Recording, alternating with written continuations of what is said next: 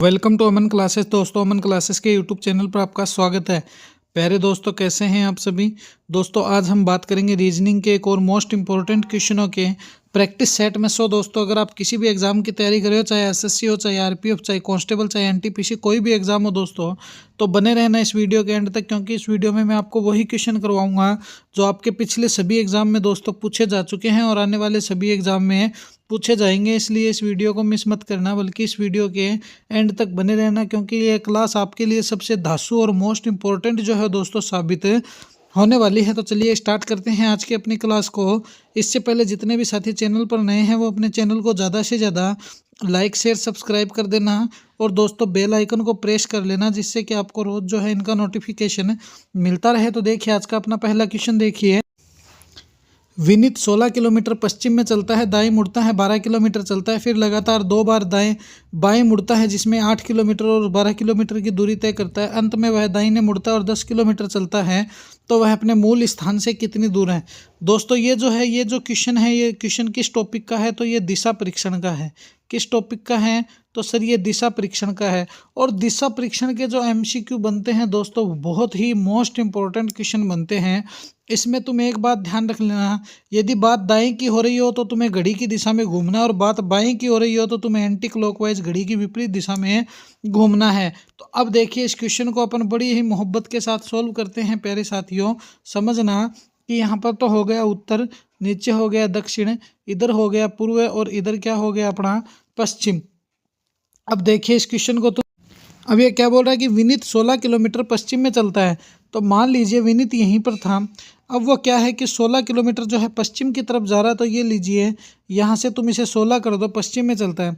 फिर दाएं मुड़ता और 12 किलोमीटर चलता है। दाएं है जो दोस्तों वो क्या है, तो दाएं का मतलब तुम सभी को पता है कि घड़ी की दिशा में है, और बाएं क्या है, घड़ी की विपरीत दिशा में है। तो मान लीजिए अगर 9:15 पे है घड़ी का, तो वो 10, 11, 12 की तरफ जाएगा। तो दाएं मुड़कर ये लीजिए उसने 12 किलोमीटर की दूरी तय कर ली।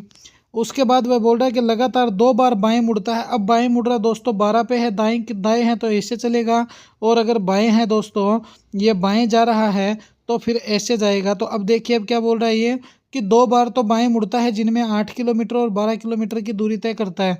तो सबसे पहले तो उसने 8 किलोमीटर की दूरी तय की, उसके बाद यहाँ से यहाँ आ गया, फिर से 12 किलोमीटर की दूरी तय की। अब वो बोलता है कि अंत में वह दाहिनी ओर मुड़ता है। तो अब तुम दाहिनी ओर बताओ, अगर 6 पे है तो तुम 7 की तरफ जाओगे कि नहीं जाओगे। बिल्कुल सर जाओगे। तो ये बोल रहा है कि अंत में वह दाहिनी ओर मुड़ता और 10 किलोमीटर चलता है। तो ये देखिए ये दाहिनी ओर मुड़ा और 10 किलोमीटर तय करता है, वह मूल स्थान से कितनी दूरी पर है। तो सबसे पहले तुम्हें अपने मूल स्थान निकालना है। तो उसका मूल स्थान कौन सा है दोस्तों, ये रहा। कौन सा है सर, ये रहा। और अंतिम स्थान कौन सा है सर, ये रहा। तो अब तुम क्या करना है, तो तुम्हें कुछ नहीं करना है। सबसे पहले देखिए यहाँ से 16 किलोमीटर हो गया, फिर दोस्तों 8 किलोमीटर ये हो गया, और उसके बाद दोस्तों प्लस 10 किलोमीटर की दूरी इसने ये तय कर ली। तो 10 ये हो गए, तो 16 और 10 कितने हो गए सर, 26। कितने हो गए सर, 26। 26 और दोस्तों 8 कितने हो गए सर, 34। कितने हो गए सर, 34। तो 34 किलोमीटर ही दोस्तों क्या हो जाएगा, अपना करेक्ट आंसर हो जाएगा। तो ऑप्शन बी में 34 किलोमीटर दिया हुआ है। तो ये लीजिए option B is the correct answer. क्या बन गया, ऑप्शन बी जो है दोस्तों वही अपना करेक्ट आंसर है, बन जाएगा। तो बस बहुत ही इजी वे में दोस्तों इस तरह से तुम क्वेश्चनों को सॉल्व कर लेना अगर एग्जाम में आ जाए तो। चलिए नेक्स्ट क्वेश्चन पर डिस्कस करते हैं। अगला क्वेश्चन देखिए, ये रहा हमारा नेक्स्ट क्वेश्चन। बहुत ही अच्छा क्वेश्चन है कि यदि एक विशिष्ट कोड भाषा में हैमर को इस तरह से लिखा जाता है, तो उसी कोड भाषा में मैटर को किस तरह से लिखा जाएगा। तो सबसे पहले तुम्हें हैमर बनाना है दोस्तों। तो यहाँ से देखिए तुम हैमर बनाओ। तो ये रहा एच, ये रहा ए, उसके बाद डबल एम, और ये सर ई हो गया, और ये आर हो गया। ये बन गया अपना हैमर। अब इस हैमर को ये क्या बना रहा है, तो एम, फिर दोस्तों ए, फिर दोस्तों एच, उसके बाद देखिए बना क्या रहा है इसको। फिर यहाँ से देखिए इसको क्या लिख रहा है, ये ई लिख रहा है। यहाँ से देखिए इसने हैमर को एम ए एच कर दिया, और उसके बाद एम ए एच करके ई आर एम। तो ई है, फिर दोस्तों आर कर रहा है, और फिर दोस्तों एम कर रहा है। तो अब तुम इस क्वेश्चन को समझना कि ये कहना क्या चाह रहा है, ई आर एम, तो एम ए एच। अब तुम यहाँ से इस क्वेश्चन को देखना कि इसमें रिलेशन क्या है, इसने हैमर को कैसे बनाया, इसको तो इस साइड ले आया, और एच को इस साइड ले आया पहले वाली श्रेणी में, बीच वाले को इसने एज इट इज छोड़ दिया। ये तो था दोस्तों 3 का मैटर। चौथे वाले में इसने क्या किया कि लास्ट वाले को इधर ले आया और ई वाले को इधर ले आया और एम को इधर ले गया। तो देखिए सबसे लास्ट वाले को बीच में, पहले वाले को लास्ट में और बीच वाले को फर्स्ट में इसने ERM MAHERM इस तरह से लिख दिया। तो अब दोस्तों वो पूछ रहा है कि मैटर को तुम कैसे लिखोगे। तो चलिए मैटर को सॉल्व करते हैं अब हम। तो मैटर को देखिए, तो अब मैटर को करते हैं दोस्तों। ये M हो गया, ये A हो गया, ये डबल T हो गया, ये E हो गया और ये R हो गया। ये अपना हो गया मैटर। अब ये मैटर को देखिए, सबसे पहले तो हमें यहाँ पर तो T लेकर आना है, ये लीजिए। उसके बाद बीच वाले को दोस्तों एज इट इज छोड़ना है A और इस वाले को यहाँ पर लेकर आना है। ये एक का मसला हल हो गया। अब दूसरे वाले का मसला हल करना है। तो देखिए E को तो फर्स्ट में लाना है, बिल्कुल ले आई। और दोस्तों ये जो R है, इस R को E के नीचे लेकर आना है जैसा कि उस समय किया था, और T को यहाँ पर लेकर जाना है। तो A, फिर दोस्तों यहाँ पर देखिए ये क्या कह रहा है। तो यहाँ पर देखिए T, अब तुम थोड़ा सा यहाँ पर समझना कि T जो है वो T हो गया, यहाँ पर भी T हो गया। तो TAMERT कहाँ है, तो TRE है, TAE है, TAR है। यहाँ पर देखिए TAMERT ऑप्शन बी में है, तो B is the correct answer. क्या होगा अपना ऑप्शन बी जो है दोस्तों, ये ऑप्शन बी ही क्या बन गया है, करेक्ट आंसर हो जाएगा। तो option B is the correct answer. चलिए नेक्स्ट क्वेश्चन पर डिस्कस करते हैं। क्वेश्चन समझ में आ गया होगा आपको। अब ये क्वेश्चन देखिए, JKL है, इसको LKJ कर दिया, YZA है, इसको क्या करेगा वो हमें बताना है। तो कैसे सॉल्व करेंगे इसको देखिए प्यारे साथियों। सबसे पहले देखिए इसने JKL बनाया है, फिर अनुपात दोस्तों LKJ बना दिया। अब दोस्तों समानुपात में इसने YZ और A किया है, अनुपात क्वेश्चन मार्क है। तो अब कैसे होगा ये, तो सबसे पहले देखिए इसने क्या किया है, यहाँ पर तुम्हें थोड़ा सा समझने की बात है। देखिए लास्ट वाले को पहले में, बीच वाले को बीच में और फर्स्ट वाले को लास्ट में। तो अब तुम्हें भी क्या करना है, लास्ट वाले को तो यहाँ पर ले लो, Z को दोस्तों बीच में रख दो और पहले वाले को तुम लास्ट में ले आओ। तो YZA कहाँ है, तो तुम्हें YZA कहीं पर नज़र आ रहा है क्या, बिल्कुल नहीं। देखिए इसको क्वेश्चन को समझिए, लास्ट वाले को देखिए यहाँ पर हमने थोड़ी सी चूक कर दी। यहाँ पर देखिए क्वेश्चन कैसे हुआ है, L को देखिए यहाँ पर जो A है, इस A को तो हमने यहाँ ले लिया। फिर दोस्तों यहाँ पर K Z है, ये Z कर दो। और फिर दोस्तों ये देखिए J को लास्ट में लेके गया, तो हम भी Y को लास्ट में ले जाते हैं। तो AZY कहीं पर है क्या, बिल्कुल सर है। तो AZY कहाँ है, ऑप्शन A में है। तो ये ऑप्शन A ही दोस्तों क्या हो गया, इस क्वेश्चन का करेक्ट आंसर हो गया। तो option A is the correct answer. तो बहुत ही दोस्तों इजी क्वेश्चन होते हैं रीजनिंग में, बहुत ही इजी क्वेश्चन होते हैं। अगर तुम समझ लो तो तुम्हारी नैया पार लग सकती है रीजनिंग में बहुत ही आसानी से। चलिए इस क्वेश्चन को देखिए, दिए गए समूह में विषम की पहचान करें। SSC दोस्तों, RPF कांस्टेबल, NTPC सभी में ये क्वेश्चन पूछे जा चुके हैं, इसलिए मैं कहता हूँ इन क्वेश्चनों को तुम बिल्कुल भी मिस मत करना, क्योंकि ये क्वेश्चन तुम्हारे लिए रामबाण जो है वो साबित होने वाले हैं। तो सबसे पहले देखिए Q से R बनता है, इसका मतलब -1, फिर P -1, यहाँ पर देखिए J फिर K -1, I J -1, F के बाद देखिए E -1, E के बाद दोस्तों क्या है, तो D E, तो E के बाद D है +1, तो C D फिर E, तो यहाँ पर भी क्या है दोस्तों -1।